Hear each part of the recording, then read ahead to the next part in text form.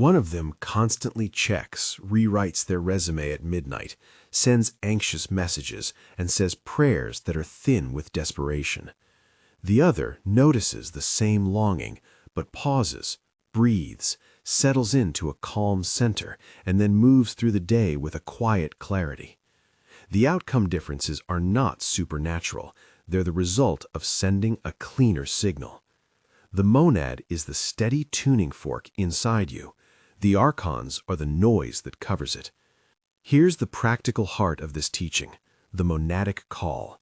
It's a short, 4-part sequence you can use when you want something to materialize with less friction and more alignment. It is not a promise of guaranteed external results, but many people report that practicing this transforms the felt experience of asking, sometimes so profoundly that the need to plead with anything fades. The sequence is simple. Notice the illusion, embody certainty, settle into stillness, finish with detachment. I'll walk you through each step and give clear, tactile cues so you can practice it on your own. Step 1. Catch the illusion. The first thing to do is become a detective of your own mind. Notice the compulsion, the story that starts looping, the urgency that says, I must have this now. Name it. You might think, I'm anxious, I'm rushing, I'm afraid. Saying it aloud or silently is crucial because naming breaks the spell. When a storm has a name, it stops being an amorphous doom and becomes something you can navigate. Psychologists call this labeling, and it calms the nervous system. Metaphysically, it separates the noise from the observer. A practical cue? Breathe in for 3 counts and out for 5, while noting the feeling. Here is fear. Here is hurry. That small ritual already begins to change the current because it moves attention from being swept by the thought to watching the thought. This step is where most people accidentally sabotage themselves. They skip noticing and move straight into trying to fix, to rehearse outcomes, or to pray harder. When you catch the illusion instead, you create a gap, a tiny field where the monad can be glimpsed. Step 2. Drop into certainty. This is not about forcing belief or pretending everything is solved. It's an embodied shift. Imagine a musician tuning an instrument until it resonates. You are not insisting the note exists. You are aligning your whole body and attention so that the note can be heard. Practically, adopt a posture that feels grounded. Feet rooted, chest soft, shoulders relaxed. Breathe slowly, anchoring to the body. Use a short inner phrase that carries the quality of completion rather than desperation. Examples: it is done. I am held. This is aligning. Say it with the tone of someone who knows what they are doing, not as a chant to cajole fate. Feel the micro changes. The throat loosens, the jaw relaxes, the heartbeat steadies. You are shifting from a future-centered grab to present-centered embodiment. This is where asking changes into commanding resonance, not in the aggressive sense, but as a clear alignment that says this field here and now is coherent. The mind will protest. It will bring up evidence against certainty. But what if? And it will feel urgent. This is expected. The mind's loudness at this stage is a sign that it recognizes a potential recalibration. That noise is the archons trying to keep the old signal in place. Step 3. Settle into stillness. Now that you've named the distortion and embodied a posture of certainty, allow the body and mind to rest in a quiet, receptive space. Think of this as tuning rather than pushing. In the stillness, the monadic can read the signal without the scrambling interference. Practically, notice your breath at the nostrils. Feel the weight of your body in the chair or on the floor. Allow the eyes to soften or focus on a single small point. Don't strive for a blank mind. Simply let thoughts pass without grabbing them. Often, a subtle expansion of time occurs here. A sense that the present moment stretches and holds both desire and completion. This stage is not passive resignation, it is active receptivity. Imagine you're holding a radio in perfect signal position. You do not shout at the station, you adjust until the voice comes through clear. In the quiet, allow the inner phrase you used in step 2 to become less of a mantra and more of a felt posture. If images arise, notice them without clinging. If the body holds tension, breathe toward it and invite it to soften. Finishing with detachment. This is the most misunderstood part. Finishing does not mean forget or stop caring. It means release the pressure of needing a particular outcome in a particular time with a particular story attached. Detachment isn't apathy, it's trust in the integrity of your call. After you have settled, open your hands metaphorically. See the desire as planted seed, not a hostage. Let the intention remain, but remove the grasping. You can use a finishing phrase like, "I set this with trust," or "I release this into its timing." Then return to your life without constant mental checking. Many people confuse detachment with surrender in the sense of giving up. True detachment is an intelligent release. You maintain a friendly, confident awareness of what you want while not collapsing the field around it through anxiety. The paradox is this: as you stop clutching, the system can rearrange itself more freely. Opportunities that were previously blocked often appear with less friction. Still, remember the rule. Do not promise yourself that this will produce a specific external outcome every time. This is about changing your relationship to wanting. Now let's get practical with a few micro-practices that make the monadic call accessible. You can do the whole sequence in a few minutes, or you can spread it across an hour-long walk. For a quick practice, set an intention, then follow the 4 steps with these cues. Catch the illusion, whisper in your mind, "Here is hurry," and soften your jaw. Embody certainty. Place your hand over your heart, feel a steady beat, and say to yourself, "It is aligning." Settle into stillness. Exhale slowly and count 5 breaths without engaging content. Finish with detachment. Smile slightly and say, "I leave this open." For a deeper session, lie on your back. Breathe in slowly for 4 counts and out for 6. Visualize the desired outcome as a felt state rather than a sequence of events, and then let the visualization dissolve while anchoring in the body. One practical tool that helps at any stage is naming the archon when it shows up. When the mind screams, instead of being swept, name the feeling. There's panic, there's hurry, there's doubt. Naming reduces the emotional charge and increases clarity. Combine naming with breath. For example, breathe in and think, "This is fear." Breathe out and imagine the fear loosening its grip. Over time, this simple cycle creates new neural pathways, ones that favor spacious witnessing over reaction. A crucial thing to understand: resistance often magnifies right before a shift. If you notice everything falling apart around the moment you begin to feel hope, that's a classic pattern. The archons become louder because the system is being reorganized. This is not failure, it's the sound of the old structure disentangling. The way you respond to that noise will determine whether the change completes or collapses. Respond with curiosity, not panic. Name the noises, breathe, settle, and remind yourself that presence is the pathway through the interference. Let's look at what alignment typically feels like inside and what it looks like outside. Internally, the first mark is emotional neutrality, not numbness, but spaciousness. You feel less triggered by small things, less jerked around by outcomes. There's a sense of steadiness even when events are uncertain. Synchronicities often increase. Unexpected phone calls, doors opening with less strategizing, a conversation that leads to an opportunity you hadn't planned for. Choices that once felt heavy become simpler. You sense what is correct and step toward it. Importantly, these signs are gradual and subtle. The change often lands as a slow rearrangement rather than an explosive miracle. Many people describe a quiet, steady shift in the way their days prototypically flow. There are traps to watch for. One is the quiet form of begging disguised as patient waiting.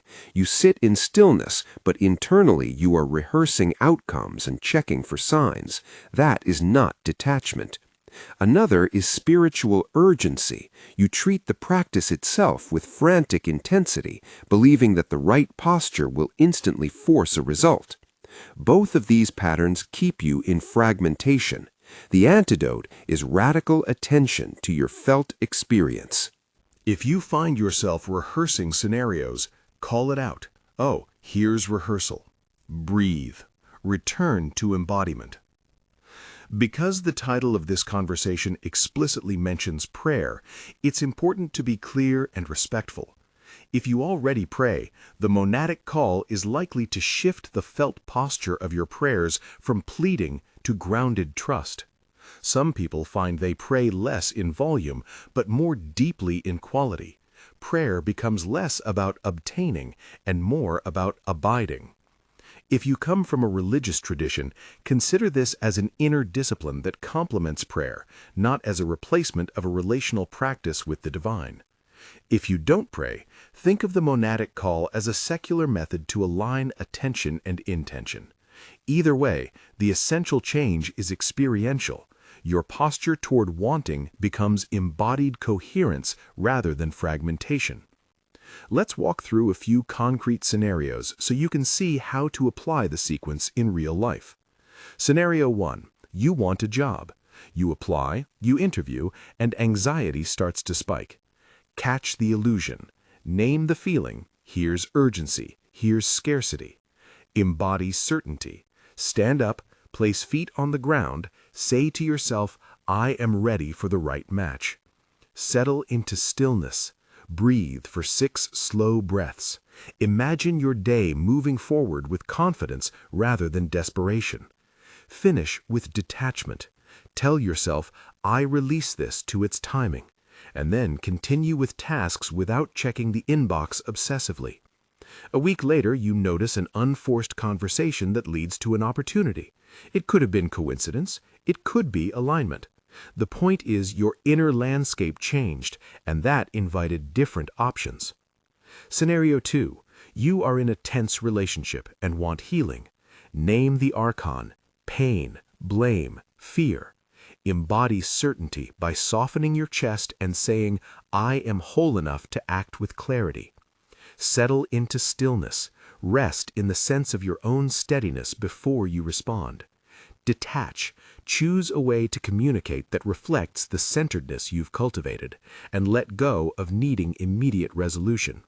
This doesn't guarantee the other person will leap toward you, but it changes the way you show up. Often that is the beginning of new possibilities. Scenario 3. You want more creative flow. Catch the illusion of perfectionism and urgency. Embody certainty by deciding to create something imperfect for the sake of motion. Settle into stillness by turning off notifications and giving yourself a timed window to work. Detach by releasing attachment to the product and keeping attention on the process. Many creative people report that this removes the chokehold that used to block work. Throughout these examples, notice a pattern. The monadic call shifts the nervous system first. That shift then alters behavior with less reactivity and more clarity. There is no claim that this method will produce a desired external result every time. The claim is that the clarity it produces often makes it easier for life to move toward the intentions you hold.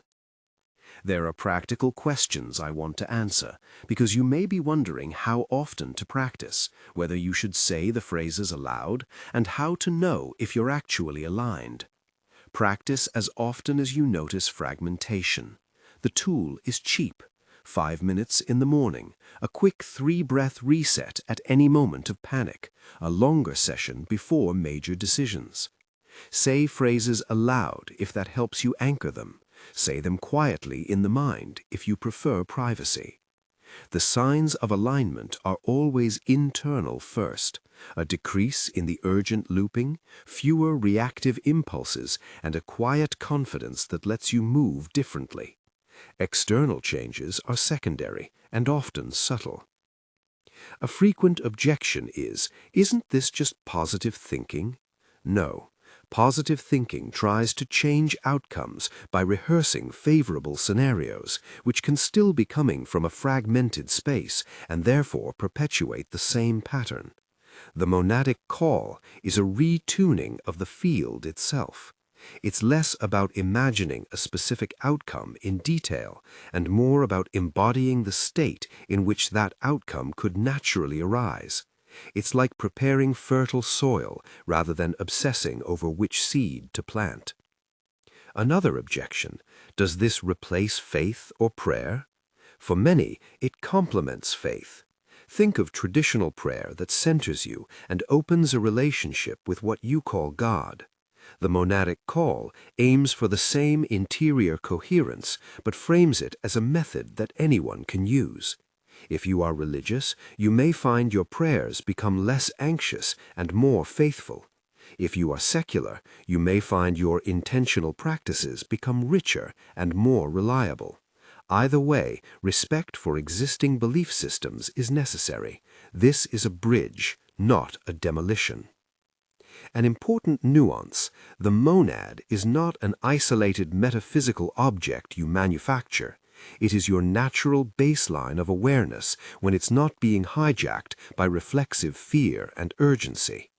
Getting there is not about having more willpower. It's about learning to notice and then align. Over time, this capacity grows. The first weeks can feel clumsy because old patterns are persistent. The archons were formed under pressures, financial, familial, survival instincts, and they are stubborn. But with consistent practice, your system learns a new default: steadiness instead of scattering. If you want a simple beginning practice to try for a week, here is a short program. Each morning, take 5 minutes to do the 4 steps about something you care about. Keep the intention modest: 1 meeting, 1 conversation, 1 small sale. At midday, do a 3-breath reset whenever you notice tension rising. Each evening, journal 2 small signs of ease you noticed during the day: a clearer choice, a less reactive reply, a small synchronicity. Notice patterns. After 7 days, reflect. Did your inner landscape shift, even a little? Many report that even small shifts accumulate quickly into a different way of being. A note on signs and timing. Sometimes alignment shows up as a sudden solution. More often, it appears as a rearrangement of tiny things that culminate in a new path. Do not expect instantaneous cosmic fireworks. Expect a steady, quieter unfolding.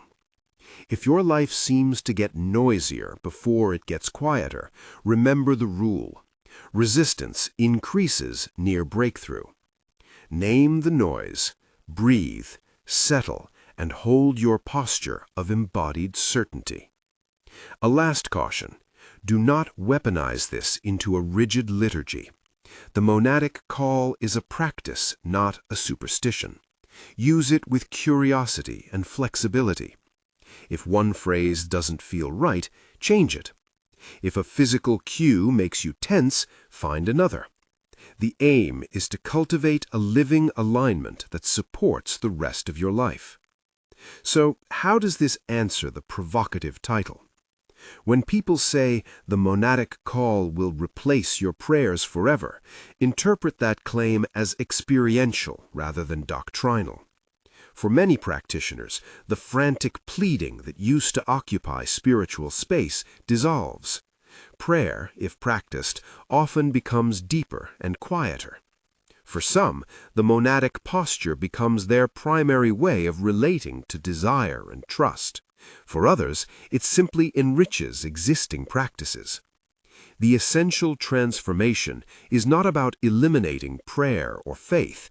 It's about shifting the emotional and attentional posture from lack to being. That shift changes everything about how you ask, how you wait, and how you move. If you try this for 1 week, notice 2 things. First, how your body responds in moments of wanting. Second, whether opportunities begin to show up with less frantic effort. Tell us what you discover. Share one small change in the comments so others can learn from your experiment. If you want guided audios and deeper sequences, subscribe and stay tuned for practices that help you integrate this into daily life. Try the monadic call for 7 days. Notice the steady signs, less reactivity, clearer choices, and small synchronicities. Report back what changed. Remember, the work here is not to win by force, but to wake up to an inner integrity that was always available. Practice the 4 steps. Catch the illusion, embody certainty, settle into stillness, and finish with detachment. Be kind with yourself when the archons grow loud. Their clamor is often the last sound you hear before a new pathway opens. Keep your posture steady and let your calling arrive in a field that can finally hear it.